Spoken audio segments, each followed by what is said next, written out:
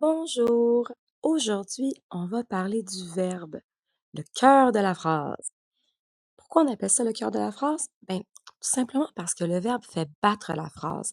Donc, sans verbe, là, il n'y en a pas de phrase, tout simplement. En premier, on va faire une petite révision sur les pronoms personnels sujets. En deuxième, tu vas apprendre ce que c'est un verbe et comment tu peux le reconnaître dans une phrase.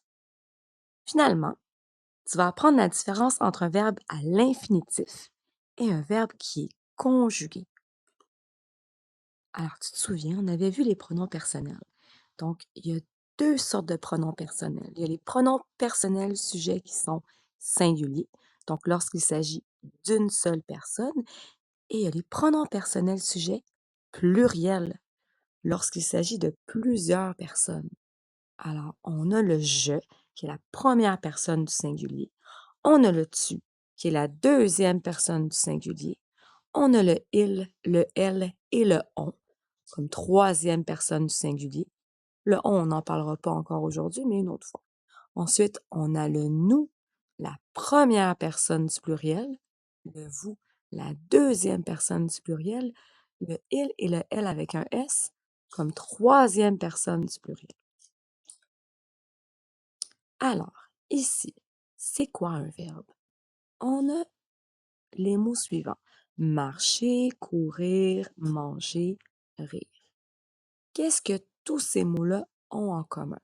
Hmm, Ces mots-là représentent des actions, quelque chose qui se passe, parfois même un mouvement. Ok. Donc, en général, un verbe, c'est ça, c'est l'action, le mouvement. Ensuite, regarde sous marcher. J'ai écrit il marche. Donc, on a le pronom personnel sujet et ensuite le verbe à côté. Même chose pour courir. On a elle court. Ensuite, en dessous du verbe manger, on a je mange. Et sous le verbe rire, on a nous rions, hein, la première personne du pluriel.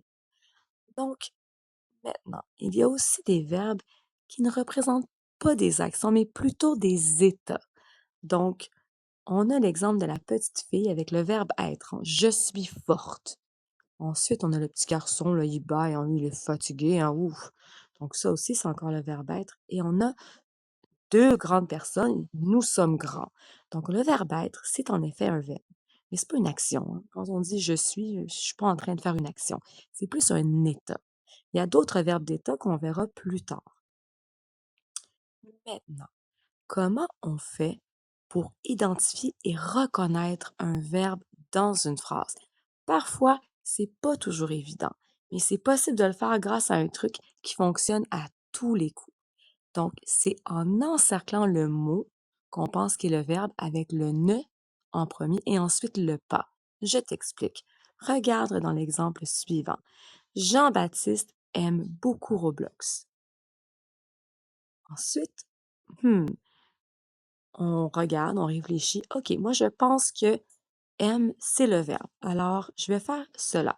Jean-Baptiste ne aime pas. Je dis pas ne aime pas. Je dis n'aime pas beaucoup Roblox. Donc, j'ai mis le ne et le pas autour du verbe. Est-ce que ça fait du sens? Oui, oui, ça fait du sens. Jean-Baptiste n'aime pas beaucoup Roblox. Effectivement, ça fait du sens.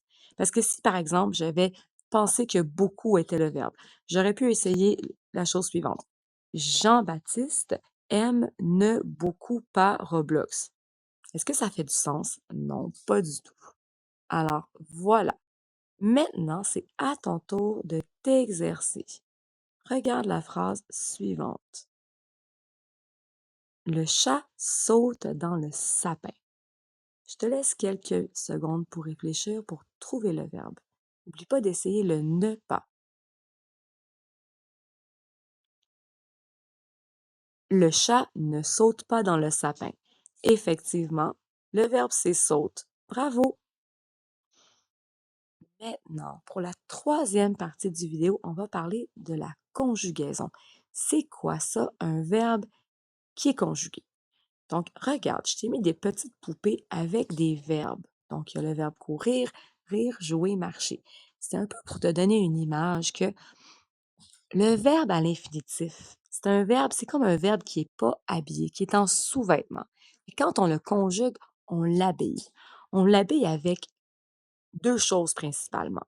Donc, ici, on va travailler seulement avec le présent de l'indicatif parce que c'est le temps le plus simple. Donc, on va l'habiller avec le présent et avec le pronom personnel en question qu'on choisit. Le premier exemple que j'ai à te montrer, c'est avec le verbe jouer. J'ai appelé les petites poupées verbe ami, alors avec le verbe ami jouer. Alors, on voit que le verbe ami, il va s'habiller. Donc, on conjugue le verbe. Il s'habille avec le t-shirt de de la première personne du singulier, qui est le je. Et naturellement, on conjugue le verbe je joue, parce qu'on a dit que c'était au présent de l'indicatif. Donc, les pantalons bleus, ça représente le présent de l'indicatif. Donc, un deuxième exemple. Pour rendre les choses trop compliquées, j'ai choisi encore le même verbe et j'ai choisi la deuxième personne du singulier. Donc ici, on a le tu joues. Donc on voit aussi qu'il y a un petit changement. Donc à la fin du verbe, on a ES ici. Donc effectivement, quand on conjugue le verbe, les verbes réguliers, c'est seulement la terminaison qui change. Donc la partie ici qui est en noir, c'est le radical, c'est la racine du verbe, elle ne change pas dans les verbes réguliers. OK?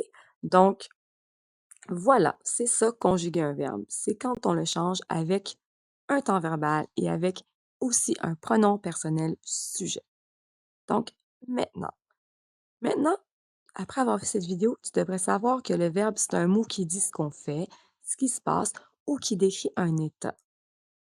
Tu peux aussi maintenant essayer de le reconnaître dans une phrase en utilisant le ne et le pas avant et après le verbe. Tu sais aussi maintenant que le verbe change avec le pronom personnel sujet qui l'accompagne et aussi le moment, donc le temps verbal. Et ça s'appelle la conjugaison. Maintenant, voici des exemples de verbes d'action à l'infinitif, donc des verbes qui ne sont pas conjugués. On a manger, courir, marcher, rire, prendre, mettre. Et on a aussi des exemples de verbes d'état à l'infinitif, être, paraître, devenir. Donc voilà, maintenant tu es prêt à t'exercer. Bonne chance!